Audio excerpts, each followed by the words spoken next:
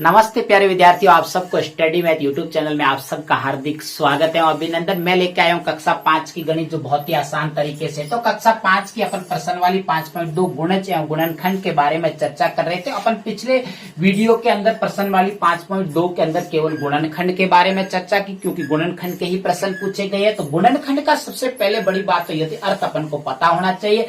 अपन काफी टाइम और काफी दिनों से अपन काफी प्रश्न भी हल किए हैं, उसमें गुणनखंड के बारे में चर्चा कर रहे हैं और मुझे उम्मीद है कि आपको अब गुणनखंड का अर्थ पता चल गया है। तो गुणनखंड का जो अर्थ होता है वो होता है हमेशा कि जो दी गई संख्या के अंदर किन किन संख्याओं का पूरा पूरा भाग जाता है। तो चलिए आइए आज अपन 5.2 का अंतिम प्रश्न 7वें को हल करते हैं। तो अपने 5.5वीं प्रश्न वाली पूर्ण होने जा रही है। तो चलिए पहले भली भांति प्रश्न को अच्छे से समझते हैं कि प्रश्न के अंदर क्या दिया हुआ है, अपन को क्या ज्ञात करना है।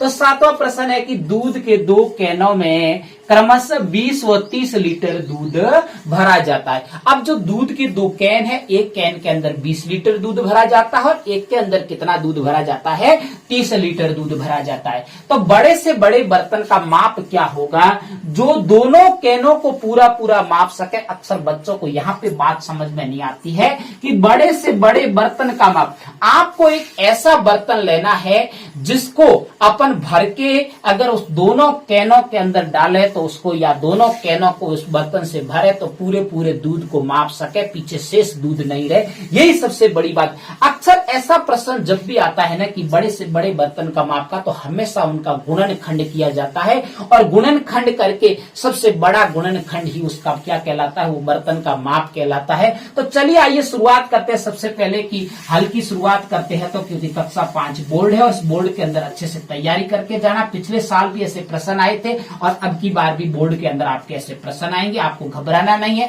सबसे पहले प्रश्न को अच्छे से समझना है और प्रश्न को समझने के बाद में आप बहुत ही आसान तरीके से, क्योंकि गुणनखंड तो अपन को करने आ ही रहे।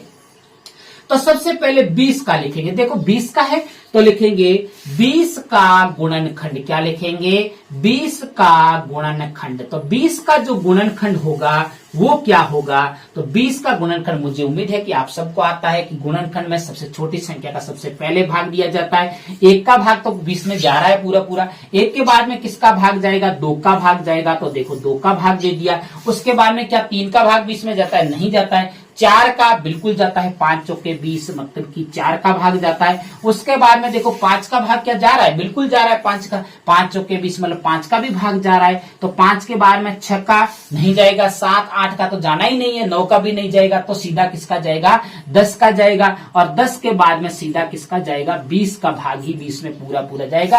और अंतिम संख्या, जब भी गुणनखंड की ये बात आती है तो अंतिम संख्या वह संख्या आएगी जो आपके पास में प्रश्न के अंदर सबसे पहले दे रखी है, उन्हीं संख्या का उसमें पूरा पूरा भाग जाएगा। चलिए उसके बाद में 30 का, किसका करेंगे अपन? 30 का। तो 30 का गुणनखंड, तो 30 का गुणनखंड होगा वो क्या होगा, उसके बारे में अपन चर्चा करते हैं। तो 30 के गुणनखंड के अंदर सबसे पहले देखिए 1 का भाग पूरा पूरा जा रहा है, 1 के बाद में 2 का भी भाग पूरा पूरा जा रहा है, क्योंकि 30 एक सम संख्या और सम संख्या में 2 का भाग तो हमेशा पूरा पूरा जाता है। और 30 में 3 का भाग भी जाएगा। देखो किसका जाएगा? 3 का भाग भी जाएगा। उसके बाद में 4 का जाएगा नहीं, 5 का बिल्कुल जाता है, 6 पंजे 30, मतलब 5 का जाएगा। उसके बाद में देखो 6 का जाएगा, 6 पंजे 30 होता है, मतलब 6 के पाड़े में भी या 30 में 6 का भाग पूरा पूरा जाता है। और 6 के बाद में और 30 में किसका भाग जाएगा? उसके बाद में 10 का भाग जाएगा। तो ये देखो सीधी संख्या 10, तो 10 का जाएगा। 10 के बाद में और किसका जाएगा? इसके अंदर 15 का जाएगा, 15 दूनी 30, मतलब कि 15 का जाएगा। इसके बाद में डायरेक्ट सीधा किसका जाएगा? 30 का भाग जाएगा। मुझे उम्मीद है कि आपको यहां तक बहुत अच्छे से गुणनखंड निकालने आगे। अभी भी प्रश्न अपना पूरा नहीं हुआ है। अपन को तो क्या चाहिए? 20 व 30 का सबसे बड़ा समान गुणनखंड चाहिए। तो अपन लिखेंगे 20 व 30 का, 30 का सबसे बड़ा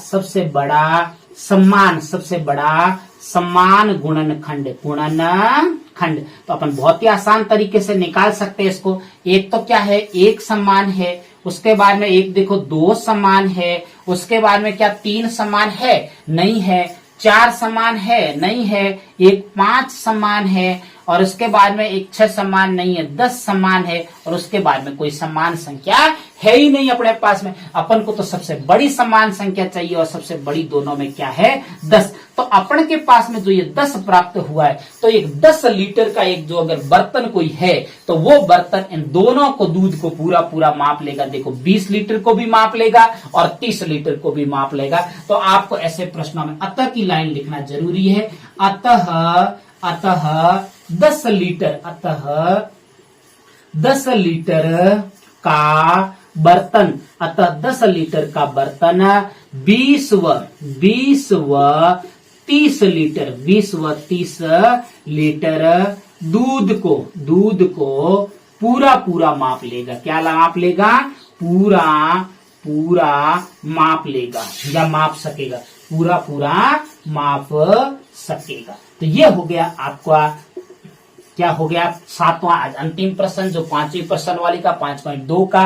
तो चलिए आइए, मुझे उम्मीद है कि आपको ये प्रश्न अच्छे से समझ में आया है। इसको बार बार समझना, बार बार देखो, बिना देख के बार बार प्रयास करो, तभी जाके समझ में आएगा। तो मेरे अगर पढ़ाने का तरीका आपको अच्छा लगे तो मेरे चैनल को सब्सक्राइब करना और आगे अपने प्यारे प्यारे दोस्तों को शेयर करते रहना। तब तक मेरे स्टडी मैथ यूट्यूब चैनल पर बने रहे। नमस्ते।